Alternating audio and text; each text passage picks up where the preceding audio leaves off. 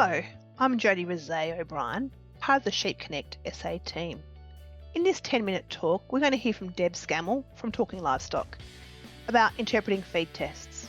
I'm Deb Scammell. I'm a livestock consultant with Talking Livestock. Today I'm here to talk to you about the importance of feed testing your fodder and grain for livestock production. There are various companies in Australia that will conduct your feed testing, but the hardest thing on farm is how you read the results and where they are applicable to your production. So when we look at the feed test, the most important part, or the bit you'll often get at the top, is the dry matter percent of the fodder. That's measured in a percentage of the total material that you've sent in, and it's basically the proportion of the feed that contains the nutrients that you need for animal production. So things like your protein, energy, minerals and vitamins. Often in grain and hay, this is likely to be around 90% or small variances from that, where when we get other byproducts or products like silage, we're likely to get down more like 35 to 40% actually being dry matter. The next line you'll often have on your results is the moisture, which is also measured in a percentage. This is the proportion of the feed that is purely water, so this contains no nutrient value at all. So when we compare feeds, we often compare them on a dry matter basis, because as I said, that's the bit that contains nutrients. The next thing we look at on the feed test is the protein percentage. It's often reported as crude protein, which is the total protein of the feed type. This is measured as a percentage. So when we look at protein, it's actually the total nitrogen content of the feed type. We've got things like straw, which are often low protein, only sort of 4 to 5%, through to the extremes like products like lupins, which are going to be up around 32% protein. But that feed test will show you which sort of animal is going to be able to get their requirements from that feed type. So next we look at the fibre content of the feed. So fibre content will help determine how much intake the animals can have of that feed type. So the main one we look at is the NDF, which is otherwise called neutral detergent fibre. So the NDF is the total fibre contained in that feed. So as plants grow, they basically get more fibrous components and more cellulose and lignin that help the structural components of the plant. So as they mature, the NDF is likely to go up. So as an example, straw can often be 70 to 75% NDF, and a lot of your grains are only sort of 20% NDF. So the higher NDF products often move slower through the rumen. So they'll take longer to digest and the animals basically can't intake as much in a day. You'll also often have ADF reported, which is acid detergent fibre. This is more of the lower digestible components of fibre, but the ADF components are included in that NDF figure. So generally as a farmer, I'd recommend just looking at the NDF and not worrying too much about the ADF components of that feed. One of the critical factors on a feed test is the digestibility of the feed. So when we look at digestibility, we're basically looking at the proportion of the feed as a percentage that the animal's able to utilise. So when you look at them consuming, say, hay, basically as they're eating it, there'll be a proportion that's utilised and the rest of it will go out the back end of the animal. So when we look at higher quality feed, you're likely to be around that 70 to 80% digestibility. So that means 20 to 30% of that feed's going to go out into the manure as wasted product, and the 70 to 80% will be utilised.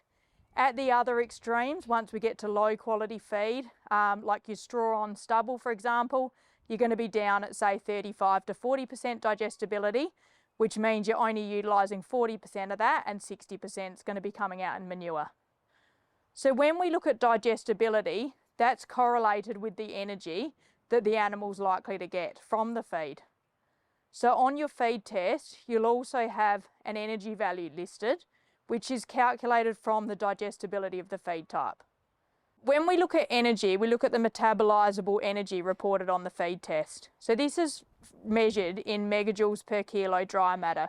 So we're looking at the actual energy in that proportion of dry matter that was in the fodder. When we look at energy, I like to refer to it similar to how we look at with humans, we'd look at calorie intake. So with energy for an animal, basically they have a maintenance requirement for energy, which is measured in megajoules per day. If they have extra energy, they're likely to get fatter, and if they've got less energy, they're likely to get thinner, similar to us with calories. So when we look at production, when we've got pregnant animals or lactating animals, they also have a higher energy requirement. So your energy is calculated off that digestibility figure, and you can use it to correlate exactly what the animal's likely to get per day out of that feed type. We also get on some feed tests a measure of carbohydrates. So this is the percentage of starch and sugars that we have in that feed type. So starch and sugars basically supply the energy to rumen bacteria. On other feed tests, you may have starch and sugars measured separately and reported on your feed tests.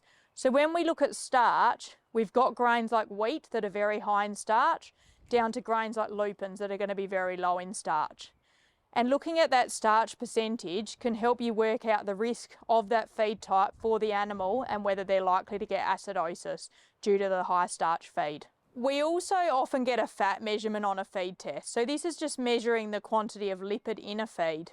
So when you've got a mixed feed with high quantities of fat content, i.e. vegetable oil and things that have been added, basically we need to be careful that we haven't gone over sort of 5% fat content, because that will actually impair rumen function. We also often have ash content measured on the feed test results. So this is purely the mineral content of the feed type. When you're testing things like hay or grain, if you've got a high ash content, it can often mean that you've got soil contamination within that sample. But when we look at products like saltbush that has quite high salt content and quite high minerals, the ash content is likely to reflect the salt level in that plant. Now we're going to talk about how to prepare a feed sample for testing. So when we want to do a feed test sample, when you're sampling hay, it's best to use a hay corer like this, which can be purchased from many places in Australia.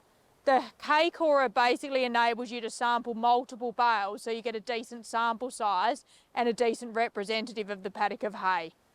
So we basically use the hay corer to drill into the bale to the length of the core, and that allows you to get a small piece of each of the bales so that it can be mixed up for testing. When we feed test, you'll get sent a feed test bag from the company of choice you're wanting to use. With grain, we basically just take a sample that represents the grain in the paddock and fill it to the line shown. Silage will fill to this line, and with your core of hay, we try and get enough hay that we fill it to the top of the bag. And that's what the feed test company will use for their test. Here we've got a cored straw sample all ready to send off to feed test, sampled across multiple bales. You can also test dry pasture or even green pasture by putting it in the bag, and you'll then learn the nutritional qualities of any of those. In summary, a feed test is worth the small amount of dollars that it costs to your operation. Whether you're buying in feed, we often find fodder like hay will be the same price per tonne, whether it's high quality hay or low quality hay within a season.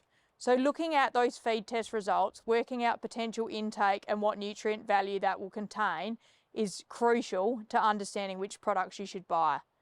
If you're growing products on your own property, getting a feed test will allow you to tweak nutrition year to year and supply extra energy if you've got lower quality roughage for that year. It enables you to do a correct feed budget and calculate correct rations so that you can meet production goals on your farm. If you want to find out more, go to the SheepConnect SA website where there are plenty of resources. Thanks, Deb, for sharing your experience and professional knowledge of interpreting feed tests. This 10-minute talk was made possible by Australian Wool Innovation, the South Australian Sheep Industry Fund, and the Department of Primary Industries and Regions.